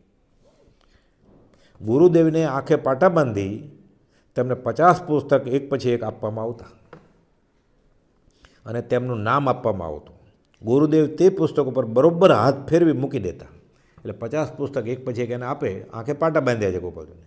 આમાં અડે એનું વોલ્યુમ એટલે કેવું છે, કદ, સાઇઝ, પછી આપી દે. પછી બીજું એમ કે આ રામાયણ, આ મહાભારત, આ યોગ દ્રષ્ટિ સમુચય, આ ઉત્તરધન સૂત્ર, આ આચરણ સૂત્ર, હા શંકરાચાર્યની મણિરત્નમાળા, બધું આપતા જાય ને મૂકતા જાય, આંખે પાટા જ છે.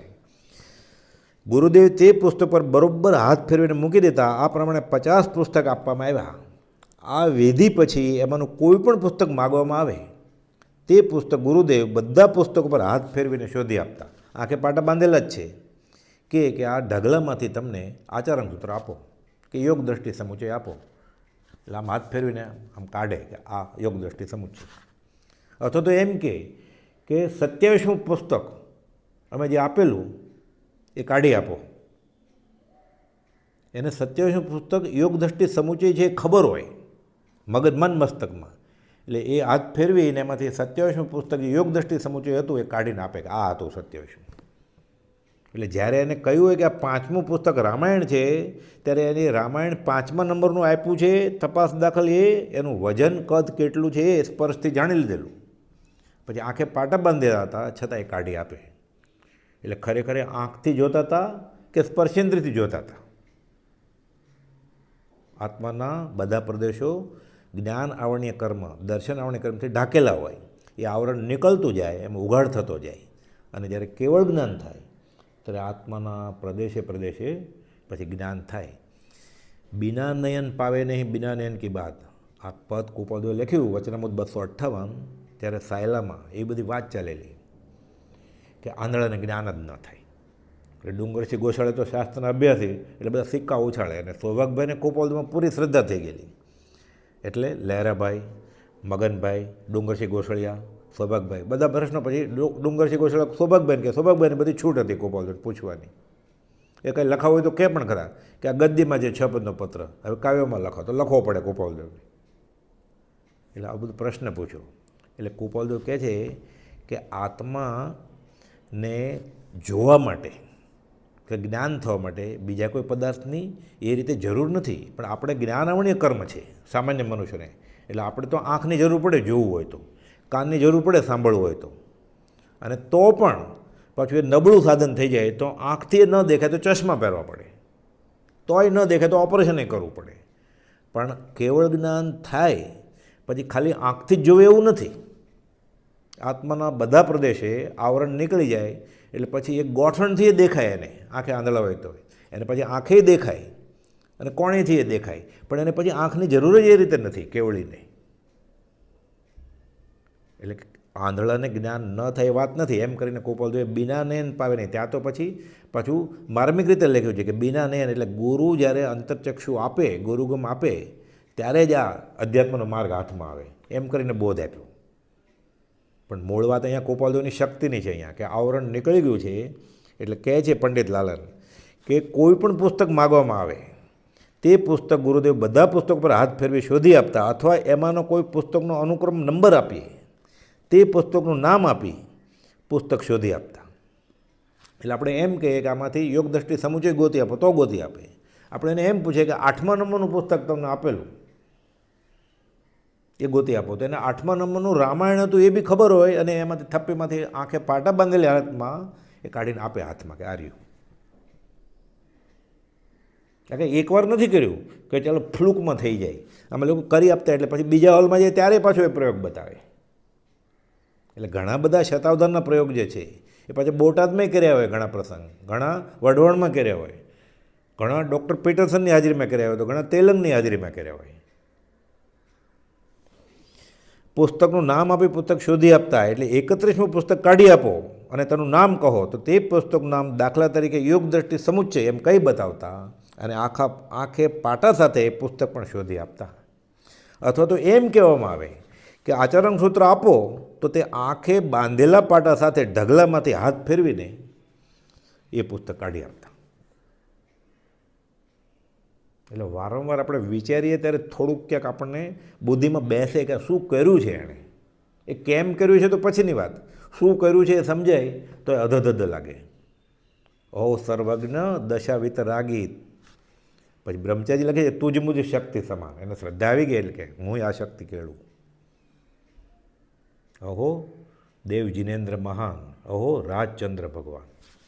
આગળ પંડિત લાલન કહે છે આ પ્રમાણે આપણે જે ચક્ષુથી જોઈએ છીએ તે ગુરુદેવ સ્પર્શથી જોઈ શકતા, એટલે હાથથી જોઈએ ને. એટલે આપણે એમ જોવું હોય આ કેટલા, એટલે આમ જોઈએ 2, તો એમ કે હા, તો એને ખબર પડે કે 2 બતાવે છે, હાથથી જોવે. અસંખ્યાત પ્રદેશી આત્મા, પ્રદેશે પ્રદેશે અનંત જ્ઞાન, કે તેઓને આંગળીના સ્પર્શથી પણ ચક્ષુન્દ્રનું જ્ઞાન થાય, આ જ્ઞાનનો ઉઘાડ છે. એવી જ રીતે રસોઈમાં, સ્વાદમાં, કે આ રસોડે રસોઈ થાય છે, એ પણ લાલન સાથે જ બનેલો પ્રસંગ. પંડિત લાલન અમે નાકથી ચાખીએ છીએ, એટલે ઘ્રાણેન્દ્રિય એ જીભનું કામ કરે અને સ્પર્શેન્દ્રિય આંખનું કામ કરે. કેમ કે આત્માના પ્રદેશ ખુલી જાય પછી એ ઇન્દ્રિયોની જેમ કામની વહેંચણી છે. એવું કંઈ આત્માના પ્રદેશ એવું કંઈ છે જ નહીં કે જોવાનું કામ ખાલી આત્માના પ્રદેશ ઉપર ના કરે, નીચે ના કરે. બધા પ્રદેશે સરખું જ જ્ઞાન છે, અનંતું. 10 વર્ષની ઉંમરે આ બાળરાજે કચ્છના ભાઈઓને રાજકોટ મુકામે જે કહેલ કે આત્માની અનંત શક્તિઓ છે તે વડે આ બધું શક્ય છે. અહીં પરમકુવલદ માટે આ સહજ છે. આત્માની અનંત શક્તિ કે ત્યાં આવો હેમરાજભાઈ, આવો માલસીભાઈ, આત્માની અનંત શક્તિ કે આજથી ખબર પડે બાંધેલા પાટે કે કયું પુસ્તક ક્યાં છે, કેટલા નંબરનું પુસ્તક કયું છે. હવે માંગેલા વિષયો પર માંગેલા વૃત્તમાં કાવ્યરચના કરવી, વિવિધ વિષયો ઉપર માંગેલા છંદમાં કાવ્યરચના કરતા જવું અને તેની એક એક કડી બનાવી પ્રેક્ષકને કહેતા જવાનું અને સાથે શતાવધાનના અન્ય કાર્યો કરતાં કરતાં પ્રયોગને અંતે ફરી બધી કડીઓ પૂછનારને એકી સાથે કહી સંભળાવવાની. અને તે પણ 16 અલગ અલગ વ્યક્તિઓ તેઓએ માંગેલા વિષયો ઉપર. એટલે પોતે પૂછવા જે આવ્યો હોય એ ખાલી મનમાં વિષય નક્કી કરે, વૃત્ત ફલાણો છંદ નક્કી કરે અને કુપાલદોને આપે કે આ ઉપર કવિતા બનાવો. વળી આમાંના ઘણા પ્રશ્નો તો વ્યવહારમાં જાણે તુચ્છ ભાષે અને એનો માર્મિક અને વૈરાગ્યસભર ખુલાસો આપે. એટલે ઓલાને તો ખાલી તુક્કો જાગ્યો હોય મગજમાં કે નક્કી કરીને આવ્યો હોય કોઈ પંડિત હોય તો કે હું આ પૂછું, જોઈએ તો ખરા શું જવાબ આપે છે. એના નમૂના છે 1-2. કોઈ પ્રશ્ન પૂછ્યો કાંકરો શું સૂચવે છે, એટલે કાંકરો બોધ શું આપે આપણને, કાંકરો શું બોધ આપે, હવે કચરામાં પડ્યા હોય ઢગલામાં પથરાના ટુકડા, કાંકરો શું સૂચવે છે, કુપોલદેવ બોધ બનાવે આપે છે. એમ સૂચવે કાંકરો મનદ્રક ખોલી દેખ, કે તારા અંતરચક્ષુ ખોલ, કાંકરો શું કહે છે જાણવું હોય તો. મનખા કેરા મુજ સમા વિના ધર્મથી લેખ, જો તું ધર્મનું આરાધન નહીં કર તો તારી હાલત મારી જેમ કાંકરામાં ખપીશ તું, તારી કંઈ કિંમત નહીં થાય. ઓલા ભાઈએ તો મનમાં જે વિચાર્યું હોય કે આ શું, એને તો પરીક્ષા કરવી હતી કે કવિતા શું લખે છે કાંકરા વિશે, એ બોધ આપે છે. વળી અન્ય કોઈ પ્રેક્ષકે કર્મના ચમત્કાર વિશે નારાજ છંદમાં સમજાવવા સૂચ્યું કે કર્મના ચમત્કાર વિશે ક્યાંક બોધ આપો, કાવ્ય કડી નારાજ છંદમાં રચીને. એટલે કુપાલદેવ બનેલી હકીકત આખી કાવ્યમાં ગોઠવે છે. એમાં શું બનેલું, મલ્હારરાવ હોળકર વડોદરાના રાજા, બ્રિટિશરોએ તહોમતનામું મૂક્યું અને પદભ્રષ્ટ કર્યા અને ફાંસીએ જડાવ્યા. હવે રાજગાદી ખાલીથી કોને બેસાડે, ઢોર ચારતા એવા ગાયકવાડને ઉપાડી આવ્યા અને રાજા બનાવી દીધો. આવું કેમ બને? બ્રિટિશરોએ કર્યું, વ્યવહારે લાગે બ્રિટિશરોએ કર્યું, તો મૂળ શું છે, આ કર્મના ચમત્કાર છે. એટલે કુપાલદેવ આ વાત આખી કાવ્યમાં ગોઠવે છે કે વડોદરે વસેલા સયાજીરાવ સાંભળે, સયાજીરાવ ગાયકવાડ, અધિપતિ નસીબની ગતિવતી થયો અરે, ધણી છતાં મલ્હારરાવ કેદમાં ગયા ખરે, ગતિ વિચિત્ર કર્મની તો હર્ષોક શું ધરે. આમાં હર્ષોક શું છે કે આ કર્મની વિચિત્ર ગતિ છે, આવી કર્મના ચમત્કાર મોક્ષમાળામાં પાઠ લખ્યો છે ને એની જ વાત. આ કહીને બતાવે છે. ઓલાએ તો ખાલી પૂછ્યું કે કર્મના ચમત્કાર વિશે કંઈક બોધ આપો, બોધ આપ્યો, જે અત્યારે પણ આપણે લાગુ પડે કે ઉદય આવેલા કર્મોમાં સંભાવથી સહન કરવું. હવે જીવ કે આખું રાજ જ પદભ્રષ્ટ થઈ ગયા તો એમાં હર્ષશોક શું છે તને? તો નાની વાતમાં ક્યાં અર્થ ધ્યાન કરવું છે કે? અને આ પાછળ બીજા 99 કામ ચાલુ હોય ત્યારે આવું બનાવવું. એટલે મૂળ લક્ષ્ય શું છે? સામેવાળાને ગમે તેમ કરીને આત્માર્થમાં આગળ ધપાવવો છે. અન્ય સુરતે પૂછ્યું 3 દરવાજા વિશે એક દોહરો રચો. હવે એક દરવાજો કે 2 કે 8 દરવાજા, દરવાજા ઉપર કે દોહરો બનાવો. એટલે કોઈ બધું તરત જ બનાવે છે. 3 દરવાજા ત્યાં કરી સૂતના આમ, સ્વર્ગ નરકને મોક્ષ જેવા મનુષ્ય 3 ઠામ. મુખ્ય તો 3 દરવાજા આ છે ને કે નરકના દરવાજા ખુલ્લા જ છે જો સદાચાર નહીં સેવે તો. સદાચાર સેવીશ, નીતિથી જીવીશ તો સ્વર્ગના દરવાજા ખુલ્લો છે તારા. અને તને આ સુખ દુઃખમાં ઉપરાંતો થઈ જાય, તું ઉદાસીન થઈ જાય તો મોક્ષનો દરવાજો તારા માટે ખુલ્લો છે. પછી આ એક કડી બનાવે, એક જ કડી, એક લીટી બનાવે, પછી બીજા કામ કરે, સરવાળા બાદબાકી ગુણાકાર ભાગાકાર, પછી એની પાસે આવીને બીજી કડી કહી, અને પછી પાછા 100 અવધાન પૂરા થઈ જાય એટલે આખી કવિતા સાથે પાછા બોલે. પછી યાદ રાખીશ કે આ ભાઈએ 3 દરવાજા વિશે પૂછેલું, આ ભાઈએ કાંકરા વિશે પૂછેલું, એટલે એક એક લીટી તો કરતાં કરતાં આપે. એટલે ઓલો મનમાં વિચાર કે બીજી શું આપશે, તો પાછી બીજી આપે, પછી છેલ્લે આખી 100 અવધાન એક પછી એક પાછા હિસાબ ચૂકતે કરતા જાય. એટલે જાણે એવું જ લાગે ને કે સિદ્ધશિલાથી ભગવાન અવતરી આ પ્રયોગ બતાવીને પાછા વયા ગયા. જન્મ્યા શ્રી ગુરુરાજ જગતિત કારણે, કરવા આમ ઉદ્ધાર વારી જાઓ વારણે. કોઈએ ચોપાટને તિરસ્કાર વિશે કાવ્ય ભુજંગી છંદમાં રચવા માગણી કરી. ત્યારે એ જમાનામાં ચોપાટનું એટલે બધી રમતનું બહુ, એટલે જુગાર રમાય ચોપાટમાં. નળ રાજા દમયંતીને હારી ગયેલા ને, એના ભાઈ પુષ્કર સાથે ચોપાટ રમતા. એવી રીતે પાંડવોએ આખું રાજ ગુમાવ્યું, યુધિષ્ઠિર હાર્યા ને, દ્રૌપદી ગુમાવી. કોઈએ ચોપાટને તિરસ્કાર વિશે કાવ્ય ભુજંગી છંદમાં રચવા માગણી કરી. તેનો ઉત્તર રૂપે ચોપાટ એ મહાભારત અને નળ દમયંતી જીવનની કથાનું કેવું દૂષણ મૂળ હતું તે સંબંધી આખો ઇતિહાસ 4 કડીમાં ગોઠવી દીધો. તે પણ 100માંના એક કાર્ય તરીકે, જાણે વિના આયાસે આખી કાવ્ય રચના કરે. પછી એમાં એક એક લીટી આપતા જાય. કર્યું રાજ્ય તે ધર્મનું ધૂળધાણી, ત્યાં ધર્મનું આખું રાજ ધૂળધાણી કર્યું. યુધિષ્ઠિર તો ધર્મ રાજા હતા, દ્રૌપદીને હારી ગયા પત્નીને, ધૂળધાણી જ થઈ ગયું ને. નળ દમયંતી, નળ ડાયો રાજા હારી ગયો, જોગટુમાં ફસાઈ ગયો ભાઈ આગળ. એટલે કહે છે કર્યું રાજ્ય તે ધર્મનું ધૂળધાણી, વળી ફેરવ્યું કૌરવો શેર પાણી. છળ કપટ કરવા ગયા, 100 કૌરવો મરાણા. પછી પેત્રો રચેલો, એવા પાસા હતા. તો કે છેલ્લે ચોપાટ હતી ને જીત્યા તમે રાજ, દ્રૌપદી જીત્યા, પછી શું આવ્યું નતીજો એનો? સજા કરી. તો કૌરવની અત્યારે ગણાય, કૌરવ જેવો છે, આ ધૃતરાષ્ટ્ર છે, આ દુર્યોધન જેવો છે, એમ કે અવગુણ તરીકે પંકાય છે. તજી તું પ્રતાપે નળે નિજ રાણી, એટલે કટાક્ષમાં કે તારા પ્રતાપ કે તારા આશીર્વાદ, કે નળે એની રાણી દમયંતીની તજી દીધી અર્ધે રસ્ત્રે વનમાં. હવે જોઈ ચોપાટ તારી કમાણી. ચોપાટ રમીને ફાયદો શું છે કે એમ કરીને બોધ આપ્યો કે આ બધી જુગાર રમવા જેવી વસ્તુ નથી, અધોગતિનું કારણ છે. અને તારો વ્યવહારે આવો બરબાદ થઈ જાય તું તો અધ્યાત્મ ક્યારે કરીશ? આ મુજબ વારાફરતી તે શ્લોક, કાવ્ય કે છંદની એક એક કડી આપે, વળી અન્ય કામો કરી બીજી કડી આપે. એમ કડીઓ આપી અને છેલ્લે ફરી 100 અવધાન પૂરા થાય પછી સળંગ આખું કાવ્ય રચના. એ જેણે તે પૂછ્યું એની સામે જોઈને આખું કાવ્ય બોલે. તે પણ પ્રેક્ષકોએ માગેલ છંદ, માગેલ ભાષા અને વિષયમાં તે બધું ફક્ત આપણને પ્રશ્ન તરીકે પણ સમજાય. તો કૃપાળુની શક્તિ, આત્મિક શક્તિ એટલે શું એનો અંશે ખ્યાલ આવે આપણને. આવા 1-2 નહીં, 16 નવા વિષયો માંગેલ વૃત્તોમાં આ અલૌકિક પુરુષ 16 વર્ષે પહેલાંની ઉંમરે અવધાન કરતી વેળાએ બોટાદમાં જ બતાવી ચૂક્યા હતા. મુંબઈમાં તો પછી ફરીવાર કાર્યક્રમ કર્યો, ત્યાં 52, અહીંયા 100 કર્યા એકસાથે. તો 52 અને 100, 52થી પછી 53 કરવા હોય તો બીજા 10, 15, 20 વર્ષ જોઈએ.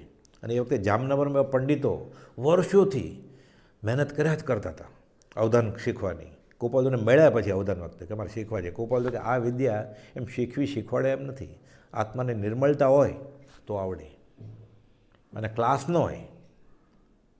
આ કંઈ ગોખીને બોલવાની કે યાદશક્તિનો વિષય નથી. આ કે એકવાર જોઈએ યાદ, કે એકવાર દીઠે યાદ, કે બહુ વખત વધારે યાદ રહે. આ તો આત્માની આખી અલગ જ શક્તિ છે જેની સ્કૂલ, કોલેજ, યુનિવર્સિટી ન હોય, આ ભણાવવામાં ન આવે. આ જીવ આત્માની નિર્મલતાને ભણીને આવ્યો હોય. આ વિષયોમાં ઘણા પૂછે નળિયા વિશે, જાત વિશે, વાણિયા વિશે, નિસંતાન વંધ્યા વિશે. એટલે એવું પૂછે કે વાંજણીના છોકરા વિશે એક કાવ્ય કડી બનાવો. વાંજણીને છોકરો હોય જ કેવી રીતે? કુપલ તો એ પણ બનાવે પાછું કે છોકરું તો હતું પછી કેમ ન થયું, પાછી વાંજણી કેમ રહી ગઈ. કોરા કાગળ વિશે, અંગ્રેજો અને ભારતીયો વિશે, ડાબલી વિશે, સાવ એવા તુચ્છ વિશે, કુકડા વિશે કવિતા બનાવો, કે ડાબલી વિશે, કોરા કાગળ વિશે બનાવો. કે એમ કે કાગળ કેમ બને તો થોડું કે ભાઈ વનસ્પતિના માવામાંથી બને કે શેરડીના છોતરામાંથી બને. તો આવી રીતે કે કોરા કાગળ વિશે કવિતા બનાવો. પોતાની જ્ઞાતિ વિશે, પોતા વિશે, પોતાનું પિતાનું ઘણીવાર પૂછનાર અમુક પારસી તો અમે રમૂજી હોય. એક પારસીભાઈ કહે છે કે અમારું નામે આવે અને તમારું નામે આવે અને તમારા બાપુજીનું નામ આવે એવી એક કાવ્ય કડી બનાવો. તો એ બનાવે કૃપાલદેવ. એ પણ ત્યારે બીજા કામ કરતાં કરતાં 99. પૂથનાનું પણ નામ આવે સાથે, એ મુજબ માગેલા છંદમાં રચી આપતા. હવે પછી 8 નવી સમસ્યાઓ શીઘ્ર કાવ્યરચના કરી પૂર્ણ કરવી. એટલે આવેલ શ્રોતામાંથી 8 અલગ અલગ વ્યક્તિઓને મનમાં ઉઠેલ કે મનમાં નક્કી કરીને આવ્યા હોય ઘરેથી, કાં તો એમ જ મનમાં એક વિકલ્પ ઉઠે કે આ પૂછીએ. એટલે પોતે નક્કી કરેલો વિષય એ પ્રમાણે પ્રશ્ન કે જેના વિષયો શ્રોતા નક્કી કરે તેના સમાધાનકારક ઉત્તર કાવ્યમાં કેવા રોચક, માર્મિક અને સાથે વૈરાગ્યસભર હોય તે જોઈએ. પ્રશ્ન કોકે પૂછ્યો કે ગરુડ પીઠે શિવજી બિરાજે, આ સમસ્યા પૂરતી તેનું કારણ સમજાવીને પૂર્ણ કરો. એટલે ગરુડ પક્ષી, એના ઉપર શિવજી બેસે એમ. એટલે જૈનેતરમાં એમ માન્યતા છે. એટલે બધા કે વાહન હોય એમ, ગણપતિનું વાહન ઉંદર, અંબાજીનું વાહન સિંહ, એવી રીતે ગરુડ પીઠે શિવજી કેમ બિરાજે છે.